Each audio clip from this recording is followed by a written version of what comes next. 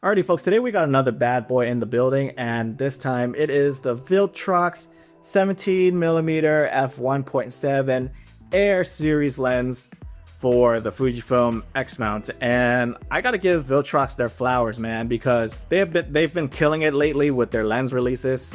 What they're doing is giving us something that has great image quality and at an affordable price. And this lens is no exception. Now, if you guys don't know what the Air series are, Viltrox is sort of making these Air series to be compact, travel friendly, and affordable. They're often like the same size. They're relatively small and they're really compact. They're great for traveling.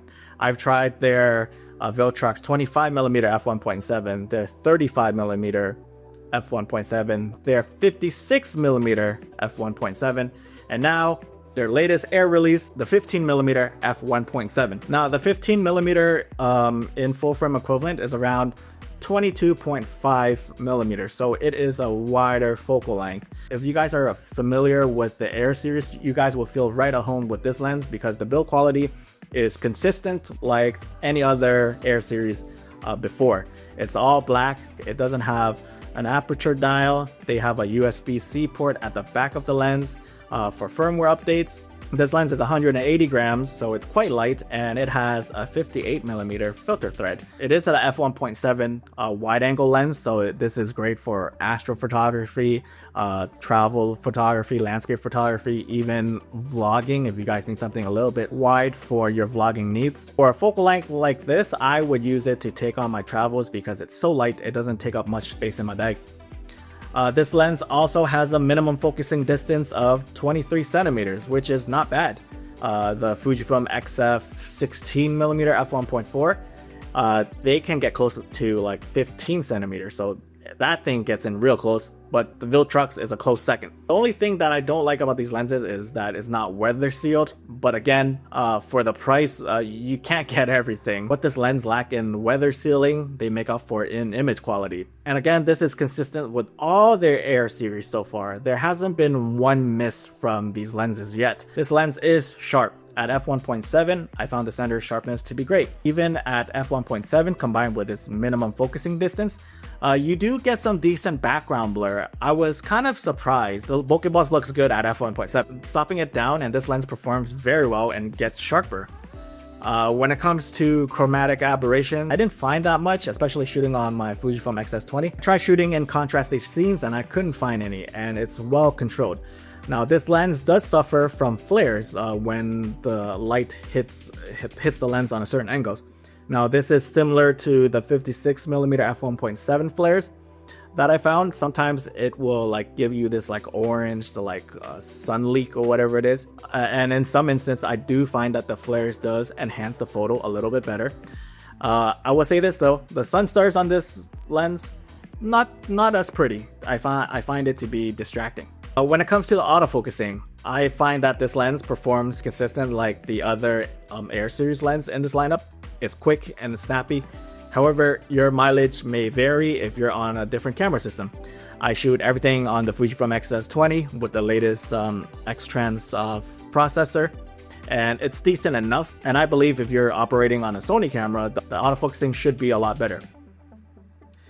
I was also doing some flash photography with this lens with Luana here.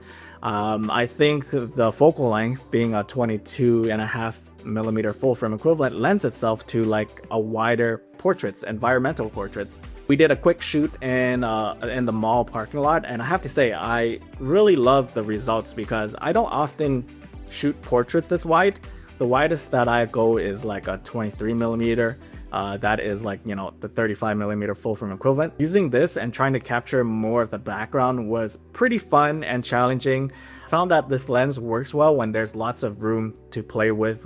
I was experimenting with shapes and angles with this lens, and you know, using a wide angle lens to shoot like a human subject does have some sort of distortion because that's not how they really look. So it does add like a unique look to the portraits. And like I said, I am happy with the results that I got with the quick shoot that I did with Luana. So this Viltrox 15mm f1.7 lens is coming in at $239.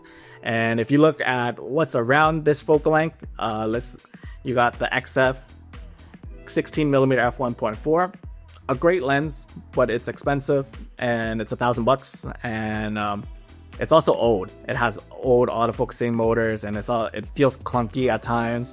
It does have some chromatic aberrations, but you know, it's a legendary lens. I really like that lens.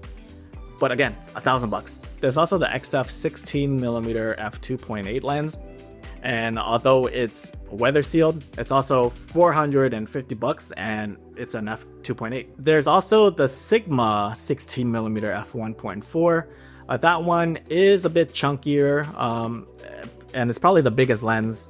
It weighs around like 409 grams, and that thing is coming in at $450.